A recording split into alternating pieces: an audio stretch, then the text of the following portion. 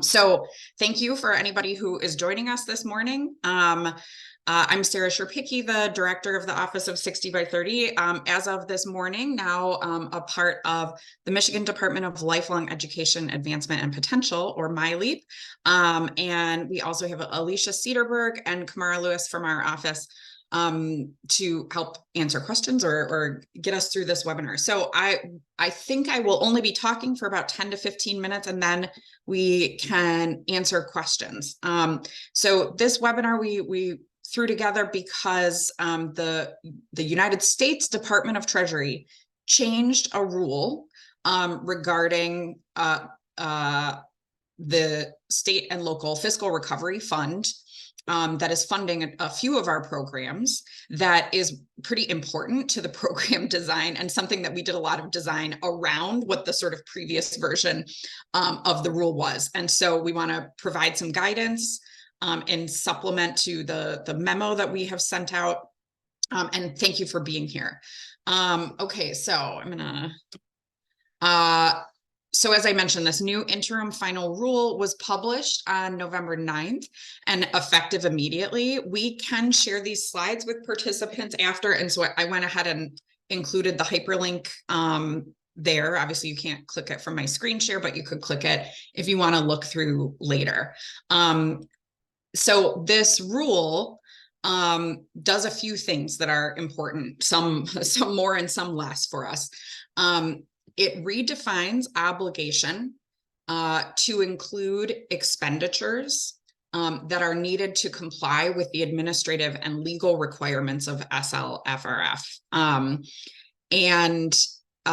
This one we think is sort of not super relevant to the programs that we're funding. It does give us a little bit of ability for the state to use administrative dollars on personnel. So with the previous our previous understanding of what Treasury had sort of directed around obligation was that the obligation deadline for these SLFRF funds was December 31st, 2024. And an obligation really meant an expense incurred.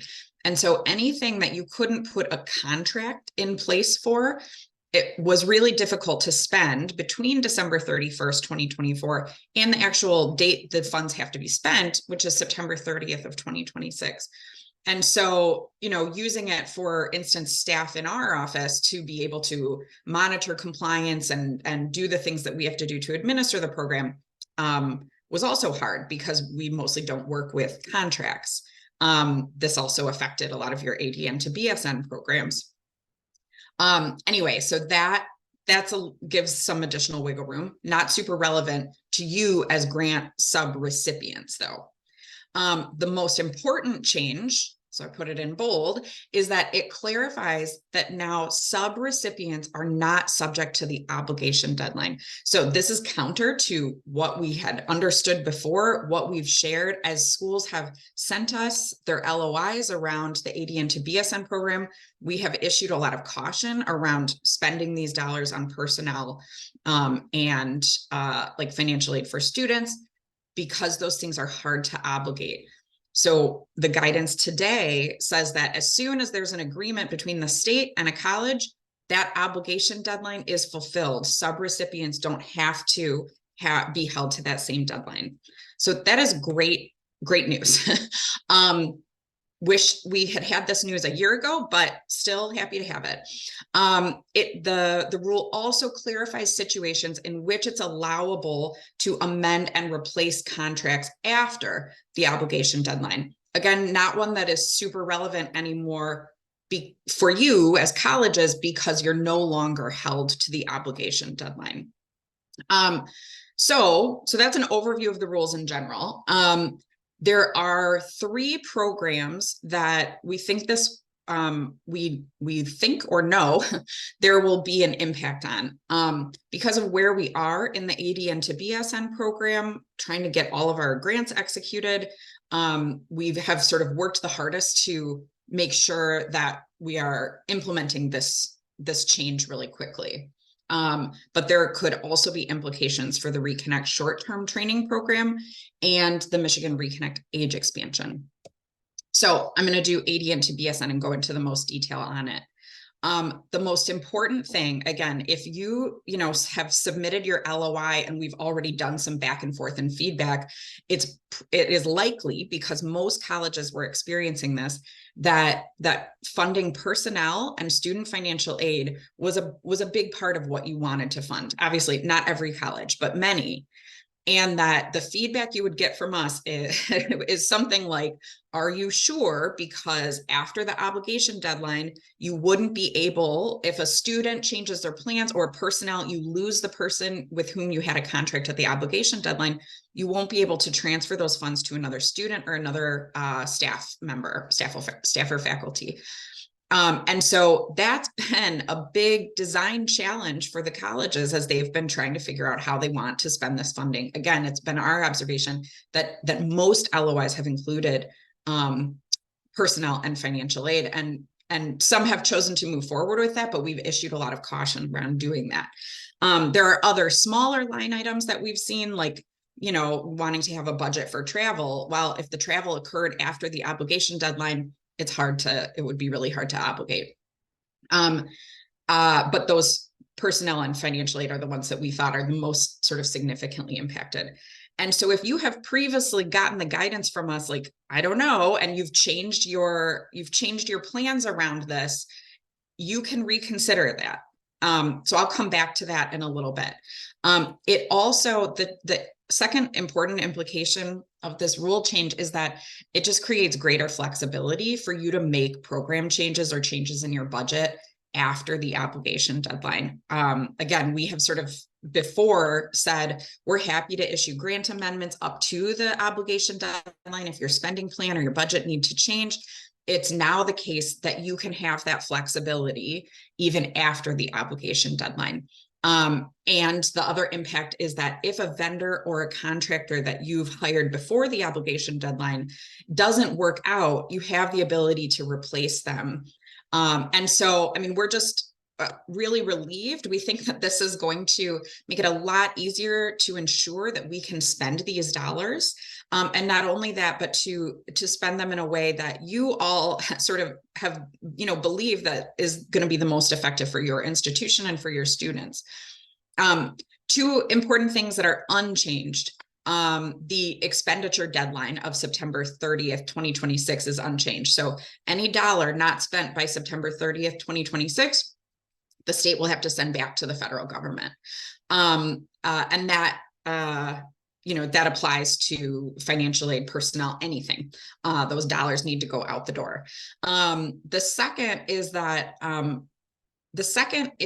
student scholarships awarded by the state must still meet the obligation deadline, because in that case, the students are our subrecipient. And so for the state to make that obligation, we must make that obligation still by the end of 2024. Okay, so that's that. So what if, now that we know this and we have this increased flexibility, we want to, as a college, change how we have planned to spend these ADN to BSN program dollars? You can. So if you don't, you do not have to. There's no requirement of any institution to change their plans. But if you want to, you are able to. So in order to facilitate that, one, we already have a new grant agreement template ready. We also, so importantly, in order to maximize your flexibility, we are taking budgets out of the grant agreements. The sort of technical explanation there is that if we have a budget as part of our grant agreement, an amendment to that budget after the obligation deadline would sort of trigger the obligation rules and would be a challenge. So we are going to take the budgets out so that when you change your budget, as almost inevitably happens, you don't have to seek our approval, and you don't have to change your grant agreements with the state. And so that is going to need to happen across all agreements, even if you've already signed one. We want to issue an amendment with you to take your budget out. We also have new FAQs available on the site that MCCA generously hosts for us with information. So there's a new set of FAQs and the memo. If you have not received the sort of memo that explains this rule change, that's also available there. Okay, so what this means going forward depends on sort of where you are as an institution in your process. So we have a few institutions that already have an executed grant agreement. For those, we're asking you to sort of sit tight for right now. Let's just get through the end of the year. We will need to amend your agreement just to remove the budget. I mean, Leo can basically just do that and send you an amendment next year. If you are going to want to make changes to your program design, like if you designed around this obligation requirement in a way that you'd like to undo, you just need to let us know. So what we will change at the time of your issuing you a new amendment is we will swap out your LOI with an updated LOI. So we do need to have your budget on file, because that's how we're going to verify that your sort of expenditures match your program. So you'll need to keep us updated with budgets. We need an accurate budget, but it is not going to be part of an amendment process. Excuse me. Okay. So if you've already have an executed grant agreement, we'll reach out at the beginning of next year to say, are you planning to make any changes? And if not, here's your updated, here's an amendment of your grant agreement that takes out the budget so that you don't have to worry about making amendments going forward. Okay, the second category is sometime in the last few months, you received from us approval of your LOI. Because we know that you are eager to be sort of spending the money and getting reimbursed, our plan is to execute agreements based on your current LOI, just so that we can get those grants executed. So what we're going to do is use the new template.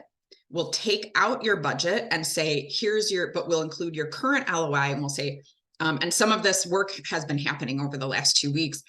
We're ready for signature, let's do this. We will then at some point also ask you, do you want to change the LOI that is a part of your agreement? So we can execute an agreement based on your current approved LOI. You can change it going forward.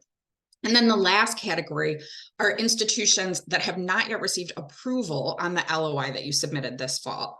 We will get back to every one of you by the end of the day today. We will either approve your current LOI, which then sort of bumps you into the previous category where we can move forward with executing a grant agreement. Or if there is something in the LOI that we need to additionally review, you'll hear that as well. And in that case, we would like to ask you to sort of do any, design, if you're going to change your program design based on this new flexibility, to do that at that point before we execute a grant agreement. So that's the sort of go forward plan for depending on kind of where you are. So I'll just touch for a minute on other programs. So on the Reconnect 21 age expansion, as I mentioned before, because students in this case are the subrecipients and not colleges, the obligation deadline still limits us to the application and enrollment deadlines that we've already set. So for the Reconnect age expansion, a student must be taking classes by next fall semester. And must complete their Reconnect application by November 15th. So that's necessary for the state to meet its obligation deadline. But where this is going to give us more flexibility is in how we are spending other dollars. And so, we've been working on designing, and we're still very much in the middle of this, grants, probably mostly for colleges to support those students. I say mostly because some could go to like community-based organizations or something. Still designing that. But so with those, again, once we have an agreement, that money is obligated, and you would have, if you are issued one of these grants, through September 30th of 2026 to spend the dollars.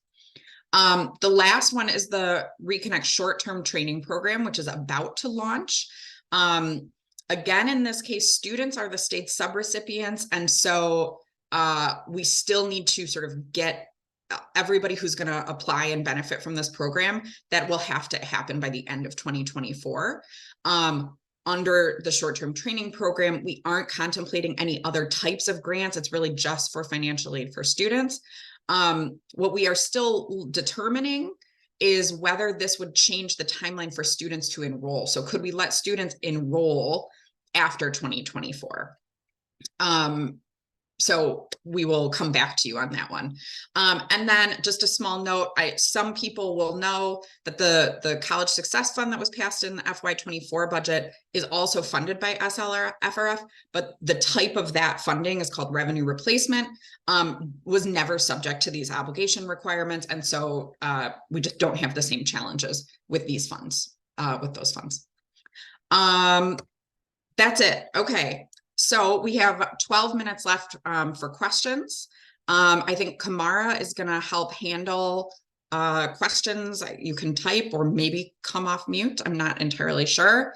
But I will just say thank you. I know this is a little crazy to be dealing with these program changes sort of so deep into our program design here. But again, we really felt like this is beneficial to the programs we felt you were designing, and we were telling you this is not going to work with the funding source.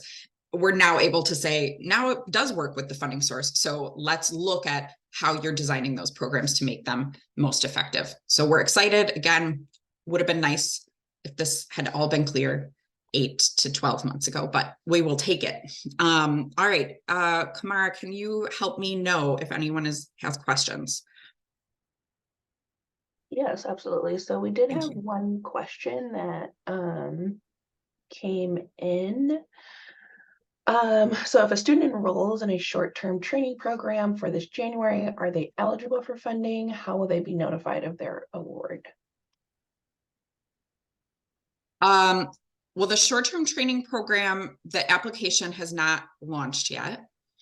They will receive an email once that application launches. And yes, they will be eligible for January, but I feel like I might be missing the heart of that question. If you want to provide additional clarification, let me know.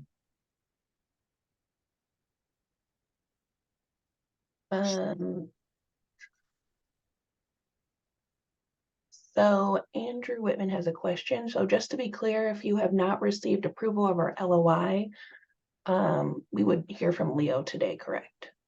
You will hear from MiLEAP today, but yes. Yes, you will hear from me today. Betsy wants to know, will the recording be sent out? And yes, it will be sent out. And then someone also asked about slides, and yes, slides will also be sent out. If you registered, you will be able to get the slides and the recording. With the transition of MiLEAP, I'm not sure how we're going to get that to folks, but we will figure it out if we can get that out later this afternoon.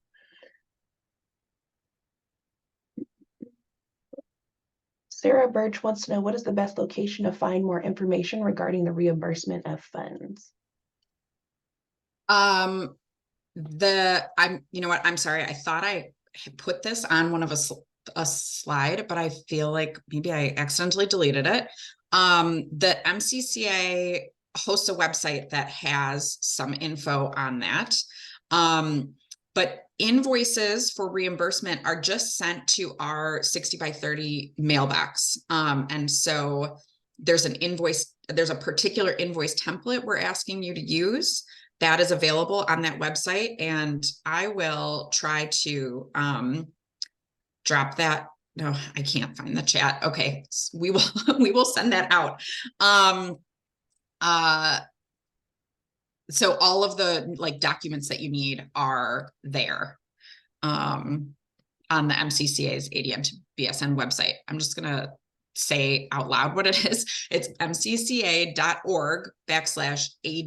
to BSN, no hyphens. And reimbursement, I will just mention that you can submit an invoice as frequently as monthly once you have an executed grant agreement.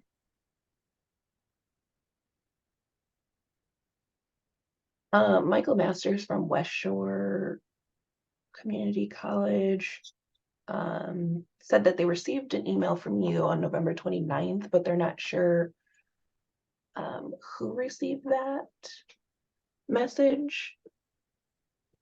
Who from their college? Yes.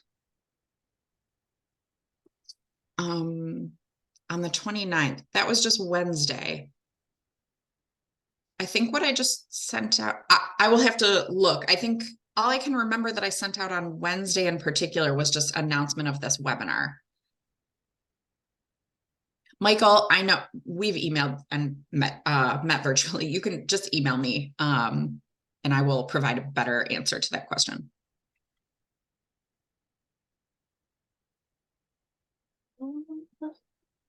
Oh, Ashley dropped in the link to the website. Thank you, Ashley, for doing that. Appreciate it, Ashley. And then the only last question that I see right now, oh, no, some more are coming in. Once we send a reimbursement, how long can we anticipate the college receives the funds back? It should take less than a month. Like it should take 2 weeks. Okay. And if it doesn't, bug us. I mean, just say, where is it? And then Michael also wants to know, so that I am clear, our LOI had the budget template completed and we are prepared to send in the MOU, FRF, and the more detailed budget within the next few days. Am I understanding that we no longer need to send in the more detailed budget? No. Oh, I did. There's a slide that got deleted here. Sorry. I don't know.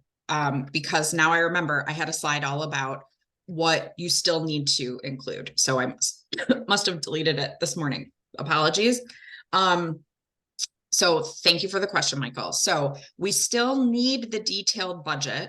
It will not be it won't be part of your grant agreement. Again, so that we don't have to process amendments, but we will use it as invoices are submitted to just as sort of a double check measure in terms of like is the program being delivered as it's in the grant agreement, and you know, is all moving forward as it should. And so we will need to have an up-to-date budget on file, and we would like that detailed budget, if possible, before we execute a grant agreement.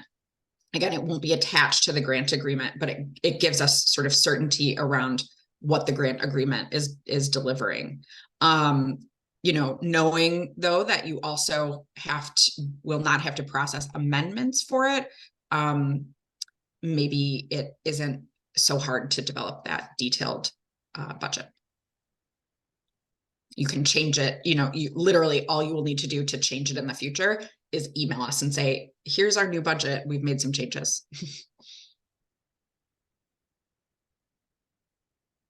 Was there a second part of that question, Kamara? There was not a second part of that question, but I misunderstood Michael's earlier question about the email. So he said that you had mentioned that a personalized communication should have been received a week earlier. Yeah. And I'm unsure of who that personalized email went to because I can't. Went to. Okay. We will, thank you for letting me know that. We will dig into that and find it and get it to you. And he says, thank you. That budget answer made sense. Okay, good, thank you. So before, the grant agreement was going to have 4 attachments: the LOI that is sort of serves as your scope of work. This is the plan for what we're delivering, the detailed budget, the agreement with the 4-year, and the state travel rates. So we will take the LOI, we will still use your LOI, but we'll take even the budget out of the LOI. So as long as we have your LOI in Word form, we can just do that. And then, as I've said, the sort of multi-year budget will no longer be attached, but we will keep it.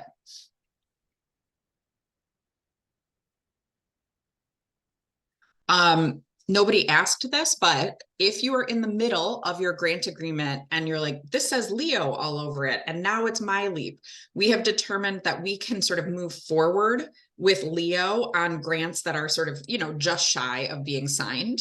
And sort of if you haven't received the grant template and you're about to, you know, next week or today, that one will say MiLEAP on it. But it shouldn't, whatever one we give you will work.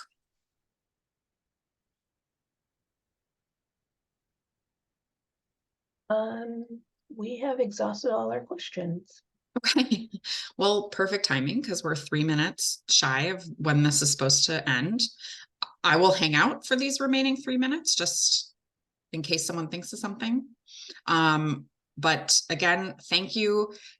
If you have questions that we didn't answer, please just email us and we will add questions to the FAQ page that, as I said, that MCCA generously hosts for us.